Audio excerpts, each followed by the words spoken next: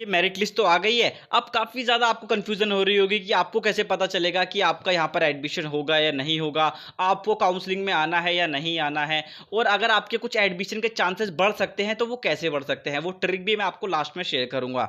तो सबसे पहले आपको कैसे पता करना है कि आपका एडमिशन होने के यहाँ पर कितने चांसेस हैं? आपको जाना है हमारे कॉलेज यानी दीपसुर की ऑफ़िशियल वेबसाइट पर, और वहाँ जाकर आपको प्रोस्पेक्टस डाउनलोड करना है, और फिर आपको देखना है आप किस कैटेगरी से बिलॉन्ग करते हो। जर्नल हो, ओबीसी हो, एससी हो, एसटी हो। तो यहाँ पर मैंने जर्नल की कैटेगरी के जो बच्चे हैं, उनकी मैंने यहाँ पर मेरिट लिस्ट उठाई हुई है। अब जो टोटल सीट फिर आपको प्रोस्पेक्टस में देखना है कि आपकी कैटेगरी की कितनी सीट्स हैं। जो नॉन दिल्ली जर्नल वाले बच्चों के लिए जो सीट है वो है 18 सीट है, नॉन दिल्ली जर्नल वाले बच्चों के लिए।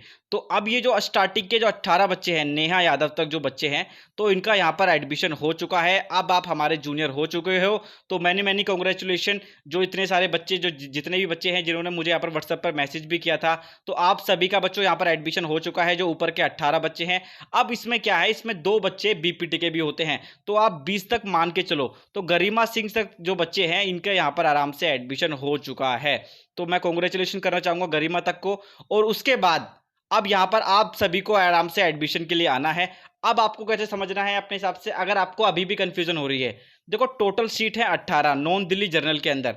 ये जो 18 बच्चे हैं, इन्होंने यहाँ पर अप्लाई कर दिया। अब ये यहाँ पर एडमिशन ले लेंगे, और ये जो काउंसलिंग है वो पहले दिन ही क्लोज हो जाएगी, अगर 18 के 18 बच्चे एडमिशन ले लेते हैं। और मेरे पास इतने सारे बच्चों का यहाँ पर मैसेज आया हुआ है, यहाँ पर काफ़ी सारे बच्चे इनमें से ऐसे हैं जिनका मेरे पास पहले से ही मैसेज आया हुआ था कि सर आप मेरी काउंसलिंग आप ही कराना, ताकि कोई दिक्कत ना हो, और कॉलेज में मैं आपसे आकर मिलूंगा भी। तो मैंने उनको बताया था कि आराम से आ जाना, कॉलेज में हम आपसे मिलेंगे, कोई दिक्कत नहीं है।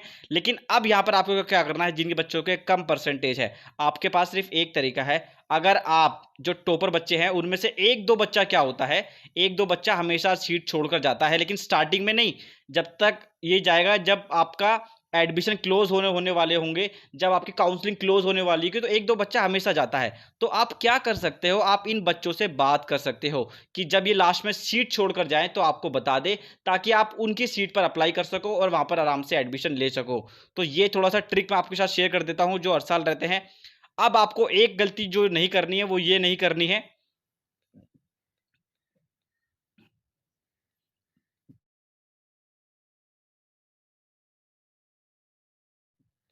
अब मेरे पास बहुत सारे बच्चे, या फिर नॉन दिल्ली के तो इतने सारे बच्चे हैं जिन्होंने मुझसे ये की बात कह रहे हैं, सर मेरा नाम तो मेरिट लिस्ट में आ गया है, इसका मतलब अब मेरा एडमिशन कंफर्म हो जाएगा।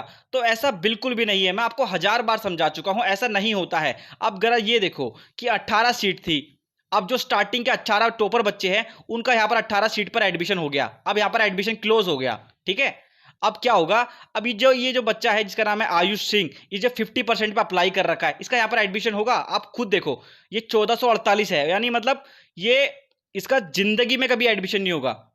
अब ये देखो, आप जो स्टार्टिंग के ऊपर के बच्चे हैं, बेवजह फॉर्म भर देते हैं अपने पेरेंट्स के पैसे खराब करने के लिए। मैंने आपको बताया था कि नॉन दिल्ली के कट ऑफ कितनी हाई जाती है, लेकिन बच्चे बात मानते नहीं है फिर भी। अब ये देखो, आप कितने सारे बच्चे यहाँ पर अप्लाई कर रखा है इन्होंने, इतने सारे बच्चों ने यहाँ पर अप्लाई कर रखा, क्या फायदा हुआ इनका अप्लाई करने का, 91.66।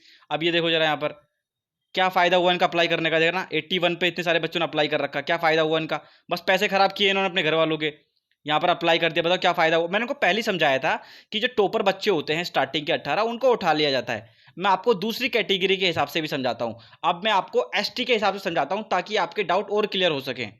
देखो, नॉन दिल्ली एसटी की बात है। अब नॉन दिल्ली एसटी में आपको सबसे पहले क्या करना है, सबसे पहले आपको जाना है प्रोस्पेक्टस में, वहां पर चेक करना है कितनी सीट है। डी फार्मा में 1 सीट है, बी फार्मा में 2 सीट है, और बीपीटी में 1 सीट है। अब यहाँ पर क्या होगा, जो ये है रितु मीना, जो फर्स्ट बच्ची है, इसको यहाँ पर बी फार्मा, इमरान खान और ये रितु मीना जो बच्चे हैं, इनको यहाँ पर आराम से एडमिशन मिल जाएगा, क्योंकि बी फार्मा में 2 सीट है, तो 2 बच्चों को यहाँ पर आराम से एडमिशन मिल जाएगा।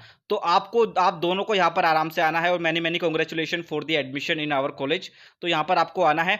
उसके बाद इन बच्चों के पास जैसे गुलाम मुस्तफ़ा है, तो ये बच्चा जो है, ये बच्चा यहाँ पर अप्लाई कर सकता है बीपीटी के लिए। अगर इसने बीपीटी फिल किया होगा तो उसको बीपीटी में एडमिशन मिल जाएगा। और अगर इसने जो ये जो है मोहम्मद मुदस्सर, इसने अगर अप्लाई किया होगा यहाँ पर एडमिशन के लिए डी फार्मा में, तो उसको डी फार्मा में मिल जाएगा। तो जितनी सीट होती है उतनी बच्चे को एडमिशन मिलता है। अब जरा आप ये देखो, इन बच्चों ने जो अप्लाई किया हुआ 50-50% पे, इनको क्या फ़ायदा? इनको अप्लाई करने का कोई फ़ायदा ही नहीं हुआ, क्योंकि यहाँ पर एडमिशन तो सीट तो सिर्फ़ 1, 2, 3, डी फार्मा में 1 है, बी फार्मा में 2 है और बीपीटी में 1 है।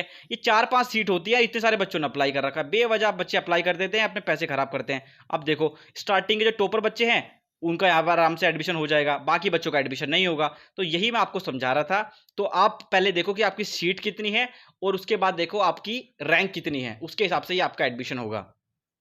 अब बात करते हैं नॉन दिल्ली ईडब्ल्यूएस की कि यहाँ पर कितनी सीट है और उनका बी फार्मा में एडमिशन होगा नहीं होगा। आपको प्रोस्पेक्टस चेक करना है, प्रोस्पेक्टस में जहाँ पर देखना है आपकी नॉन दिल्ली ईडब्ल्यूएस की जो सीट है 2 है बी फार्मा में दिपसार दिपसरू मिलाकर, और उसके बाद यहाँ पर डी फार्मा में भी, यहाँ पर डी फार्मा में भी 2 सीट है, बीपीटी में शायद 1 या 2 सीट है, तो आपको मिलाना है। तो स्टार्टिंग के 2 बच्चे हैं ये, जो वैभव राज है, प्रिंस आयुष है, इन दोनों बच्चों का यहाँ पर आराम से एडमिशन हो जाएगा। तो इनका एडमिशन कंफर्म है। कांग्रेचुलेशन इन दोनों बच्चों को एडमिशन के लिए। तो मेरे पास काफ़ी सारे बच्चों ने व्हाट्सएप पे मैसेज कर दिया है। अगर आपका फिर भी कोई डाउट रहता है तो आप मुझे व्हाट्सएप पे मैसेज कर सकते हो।